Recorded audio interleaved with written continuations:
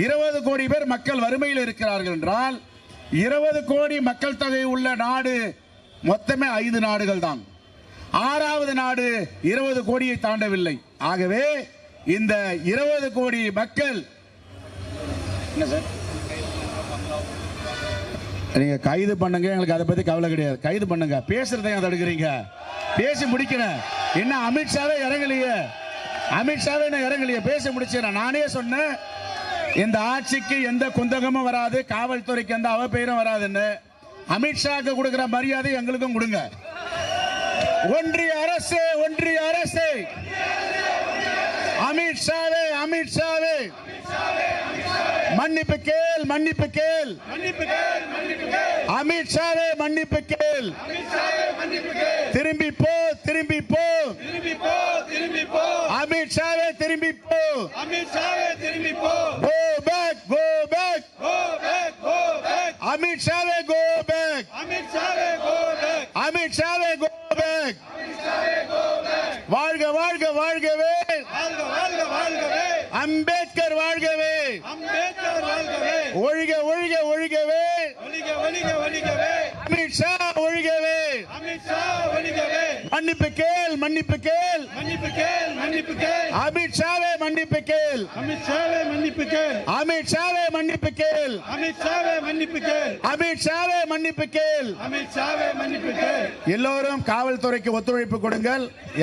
அமைதியாக நம்முடைய எதிர்ப்பினை இங்கே இருக்கின்ற வாகனங்கள் நிரப்பப்பட வேண்டும். கோஷங்கள் போட்டுட்டு நீங்க எல்லாரும் காவல்துறையுடைய வாகனத்தில் இருங்க, முழு ஒத்துழைப்பு விடுங்க. அமித்ஷாவே, அமித்ஷாவே மன்னிப்பு கேள், மன்னிப்பு கேள், அமித்ஷாவே மன்னிப்பு கேள்.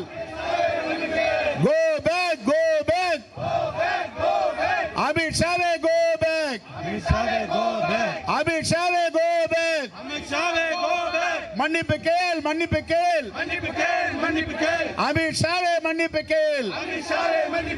கண்டிக்கிறோம், கண்டிக்கின்றோம், அமித்ஷாவை கண்டிக்கின்றோம், அமித்ஷாவை கண்டிக்கின்றோம், வன்மையாக கண்டிக்கின்றோம், அமித்ஷாவை கண்டிக்கின்றோம். அமித்ஷா அவர்கள்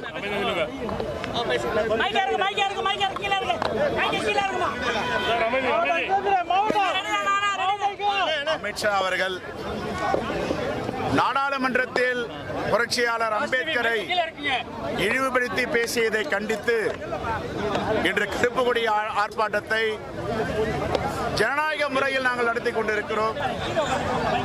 ஜனநாயக முறையில் அவர்கள் சொன்ன இடத்தில் நடத்தி கொண்டிருக்கிறோம். அமைதியான முறையில் நடத்தி கொண்டிருக்கிறோம். யாரும் சாலைக்கு செல்லவில்லை.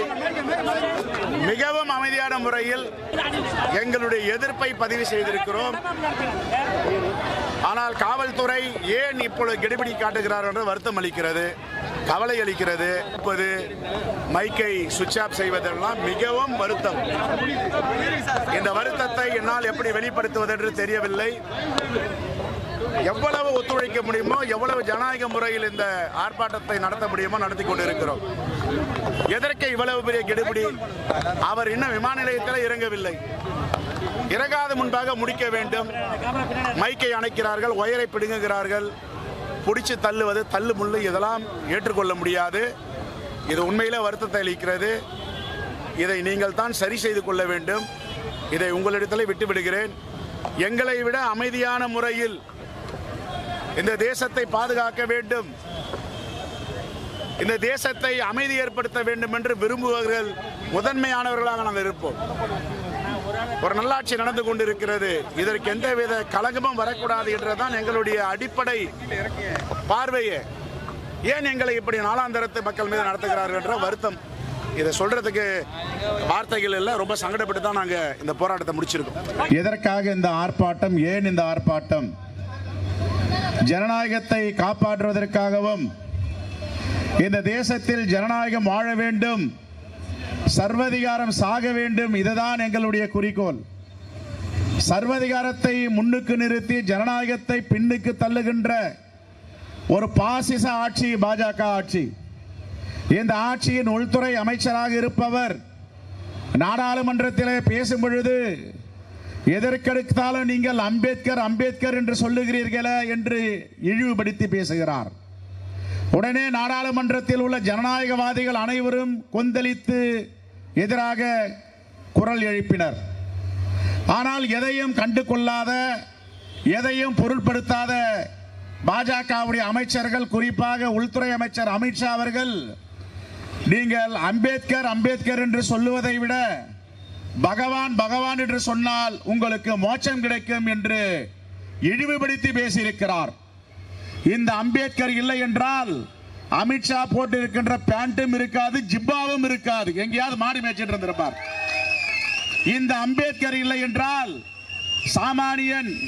சாமானியன் என்று சொல்லுகின்ற நரேந்திர மோடி எங்கேயோ ஒரு தேநீர் கடையில வேலை பார்த்து கொண்டிருந்திருப்பார். இந்த அம்பேத்கர் தான் அரசியலமைப்பு சட்டத்தை தீட்டி 60 நாடுகளில் இல்லாத சிறப்புகளை சேர்த்து ஏறக்குறைய 3 வருடங்கள் இரவும் பகலமாக பட்டை தீட்டிய வைரம் போல் இந்த அரசியலமைப்பு சட்டத்தை கொடுத்தவர் அம்பேத்கர். அது மட்டுமல்ல, இந்த அரசியலமைப்பு சட்டம் எழுதுவதற்கு முன்பாக அவர் பிரிட்டிஷ் ஆட்சியிடம் போராடி பெற்ற உரிமைகள், இன்று பெண்களுக்கான உரிமை, பெண்களுக்கான மருத்துவ விடுப்பு, இஎஸ்ஐ என்ற மருத்துவமனை அமைப்பு, தொழிலாளர்களுடைய உரிமை, இதையெல்லாம் பிரிட்டிஷ்காரன் காலத்தில் போராடி பெற்று தந்தார். ஆனால் இந்த வரலாறு, இந்த உண்மைகள் தெரியாத அமித்ஷா அவர்கள் அம்பேத்கரை இழிவுபடுத்தி பேசியிருக்கிறார். ஜனநாயகத்தின் மீது நம்பிக்கை உள்ளவர்கள், ஜனநாயகத்தை பாதுகாக்கின்ற ஜனநாயக சக்திகள் அனைவரும் ஒன்று கூடி இந்தியா முழுவதும் அவருக்கு எதிராக குரல் கொடுத்தார்கள். ஆனால் இன்று வரை அவர் மன்னிப்பு கேட்கவில்லை. தமிழ்நாடு என்பது சமூக நீதியின் மண், தந்தை பெரியார் பெருந்தலைவர் காமராஜர் வாழ்ந்த மண். இந்த மண்ணில் உங்களை விடமாட்டோம், உங்களுக்கு எதிராக காங்கிரஸ் பேரியக்கம் குரல் கொடுப்போம், கருப்பு கொடி காட்டுவோம் என்று காவல்துறை கேட்டுக்கொண்டது கிணங்க நாங்கள் அமைதியாக ஜனநாயக முறையில் இந்த போராட்டத்தை நடத்தி கொண்டிருக்கிறோம். இல்லை என்றால் நீங்கள் விமான நிலையத்தில் வருவதற்கு கூட காங்கிரஸ் தோழர்கள் தயாராக இருக்கிறார்கள். சுதந்திர போராட்டத்தில் எங்களுடைய மூதாதையர்களுடைய அர்ப்பணிப்பு, எங்களுடைய தலைவர்களுடைய தியாகம் அனைத்தையும் நீங்கள் அறிவீர்கள். பிரிட்டிஷ்காரர்களையே இந்தியாவிலிருந்து விரட்டி அடித்த கூட்டம் எங்களுடைய கூட்டம். எங்களுடைய மூதாதையர்கள் பரங்கிக்காரனை கண்ணில் விரலை விட்டு ஆட்டியவர்கள். சுடுகிறாயா சுடு என்று சொன்னார்கள். தற்கொலை படையாக மாறியவர்கள். இப்படிப்பட்ட சுதந்திர வேட்கையில் வந்தவர்கள் காங்கிரஸ் பேரியக்கத்தை சார்ந்தவர்கள். ஆகவே ஜனநாயகத்திற்கு கட்டுப்பட்டு மாண்புமிகு முதலமைச்சர் அவர்கள் இங்கே ஒரு நல்லாட்சி செய்து கொண்டிருக்கிறார். இதற்கு எந்த குந்தகமும் வரக்கூடாது, கலகமும் ஏற்படக்கூடாது என்ற அடிப்படையில் அவர்கள் கொடுத்த இடத்தில் நாங்கள் அமைதியாக எங்களுடைய ஜனநாயக கடமையை ஆற்றிக் கொண்டிருக்கிறோம். அமித்ஷா அவர்களே, நீங்கள் எல்லாம் நேற்று புழைத்த காளான்கள். காங்கிரஸ் பேரியக்கத்திற்கு 150 ஆண்டுகளுக்கு மேல் வரலாறு இருக்கிறது. உங்களுக்கு என்ன வரலாறு இருக்கிறது? சுதந்திரம் பெறும் போது அமித்ஷா பிறக்கவே இல்லை. இந்த நாடு சுதந்திரம் அடையும் போதும் குடியரசு ஆன போதும் அமித்ஷா பிறக்கவில்லை. அவர் பிறந்தது 1964. அதற்கு முன்பே இந்த நாட்டை ஒரு வல்லரசாக்க வேண்டும் என்று ஜவஹர்லால் நேரு அவர்கள் ஒரு குண்டூசி கூட தயாரிப்பதற்கு வாய்ப்பில்லாத இந்த தேசத்தில் எல்லா உலக நாடுகளும் திரும்பி பார்க்கின்ற அளவிற்கு இந்த தேசத்தை கட்டி எழுப்பியவர். இதற்கெல்லாம் என்ன காரணம்? அடிப்படை அரசியலமைப்பு சட்டம். இந்த அரசியலமைப்பு சட்டத்தை உருவாக்கிய பாபா சாஹேப் அம்பேத்கர் அவர்களை நீங்கள் இழிவுபடுத்தி பேசினீர்களே. நீங்கள் எங்கு சென்றாலும் உங்களுக்கு நாங்கள் கருப்பு கொடி காட்டுவோம், எங்கு சென்றாலும் உங்களை விடமாட்டோம். ஜனநாயகத்தின் மீது நம்பிக்கையுள்ள சக்திகள் இதற்கு நீங்கள் பதில் சொல்ல வேண்டும் என்று வலியுறுத்தி கொண்டே இருப்போம். அந்த அடிப்படையில் தான் இன்று காங்கிரஸ் பேரியக்கத்தின் சார்பாக இந்த அறப்போராட்டத்தை நாங்கள் கையில் எடுத்திருக்கிறோம். அமித்ஷா அவர்களே, உங்களுடைய ஆட்சி முன்பிருந்தது பாஜக ஆட்சி. இப்பொழுது நடைபெறுவது பாஜக ஆட்சி இல்லை, கூட்டணி ஆட்சி. ஒரு பக்கம் சந்திரபாபு நாயுடு முட்டு கொடுத்து கொண்டிருக்கிறார், இன்னொரு பக்கம் நிதிஷ்குமார் முட்டு கொடுத்து கொண்டிருக்கிறார். இவர்கள் எந்த நேரத்திலும் உங்களை காலை வரலாம். உங்கள் ஆட்சி அந்தரத்தில் தொங்கிக் கொண்டிருக்கிறது. நாளைக்கே தலைவர் ராகுல் காந்தி அவர்கள் இசைவு தந்தால் உங்கள் ஆட்சி நாளையே கவிழும் என்பதில் எந்த மாற்று கருத்தும் கிடையாது. ஆனால் எங்கள் தலைவர் ராகுல் காந்தி அவர்கள் கொல்லைப்புறம் வழியாக ஆட்சி அமைப்பதை விரும்பவில்லை. ஒரு கூட்டத்தில் சொல்லும் போது தெளிவாக சொல்லுகிறார், பீப்புள் மேண்டேட், மக்களுடைய தீர்ப்பு என்னவோ அப்படிதான் நாம் ஆட்சி அமைக்க வேண்டும். நாளைக்கே ராகுல் காந்தி சரி என்று சொன்னால் சந்திரபாபு நாயுடுவும் உங்களிடம் இல்லை, நிதிஷ்குமாரும் உங்களிடம் இல்லை, உங்கள் ஆட்சி கவிழும். இப்போது மட்டும் இந்த மாற்று கருத்தும் யாருக்கும் இல்லை. இப்பொழுது தேர்தல்கள் நடைபெற இருக்கிறது. இந்த தேர்தலில் என்னென்ன முடிவுகள் வரப்போகுது என்று எல்லோருக்கும் தெரியும். நீங்கள் எவ்வளவு காலம் இயந்திரத்தை நம்பி இருப்பீர்கள்? நாங்கள் மக்களை நம்பி இருக்கிறோம்.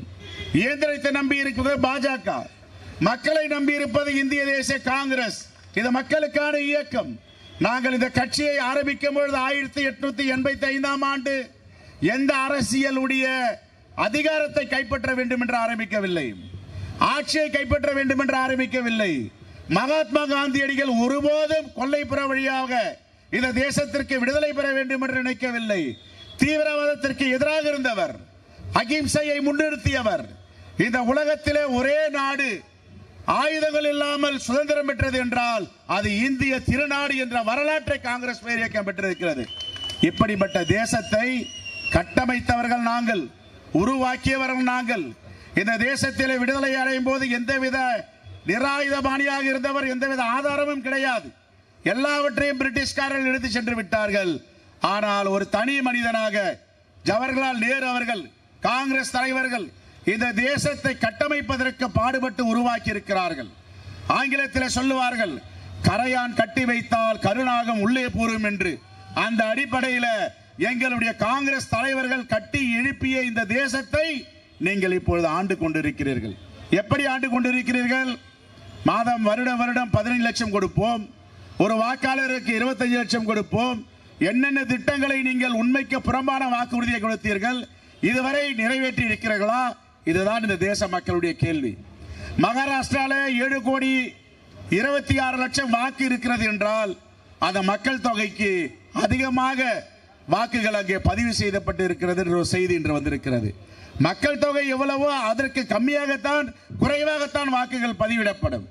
ஆனால் அதிகமாக வாக்குகள் எப்படி பெறப்பட்டது என்ற கேள்வியை எழுப்பியிருக்கிறார்கள். என் அருமை காங்கிரஸ் இயக்கத்தின் தேசிய நெஞ்சங்களை, இந்த போராட்டம் என்பது தன்னுடைய ஜனநாயக கடமை ஆற்றுகின்ற போராட்டம். இந்த போராட்டம் என்பது பாசிச சக்திகளுக்கு எதிரான போராட்டம்.